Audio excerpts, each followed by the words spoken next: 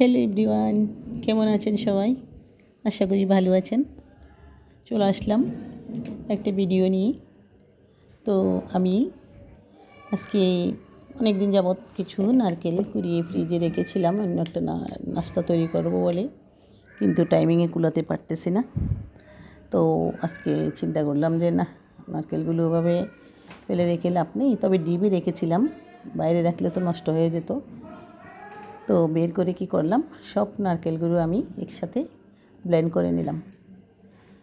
এই যে ব্লেন্ড করা নারকেলগুলো আমি একটা বড় একটা বাটিতে ঢেলে নিচ্ছি, কারণ দেখলাম যে আমার সময়ের জন্য আমি যে জিনিসটা করবো ভেবেছিলাম, একটা নারকেলের চিড়া কাটবো ভেবেছিলাম, কিন্তু হয়ে ওঠে নাই। তো অনেকগুলো নারকেল, সবগুলো অবশ্য পুজোর নারকেল, এক এক সময় এক একটা পুজো করেছি, প্রায় 5-6টা নারকেল। তো চিন্তা করলাম যে না, ব্লেন্ড করে রেখে দিই, তরকারিতে ব্যবহার করা যাবে। তো কি করলাম, কিছুটা নারকেলের দুধ বের করে নিলাম।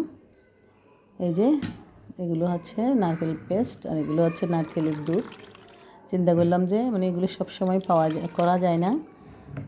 যখন নারকেলের দুধ দিয়ে কিছু একটা তৈরি করব চিন্তা করি, তখন হয়তো হাতের কাছে নারকেলের থাকে না। তাই চিন্তা করলাম, হঠাৎ করে একটা মাথায় বুদ্ধি আসলো, কিছুটা নারকেলের দুধ বের করে রাখি।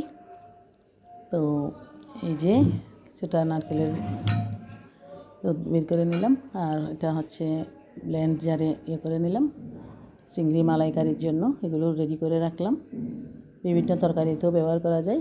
ধন্যবাদ।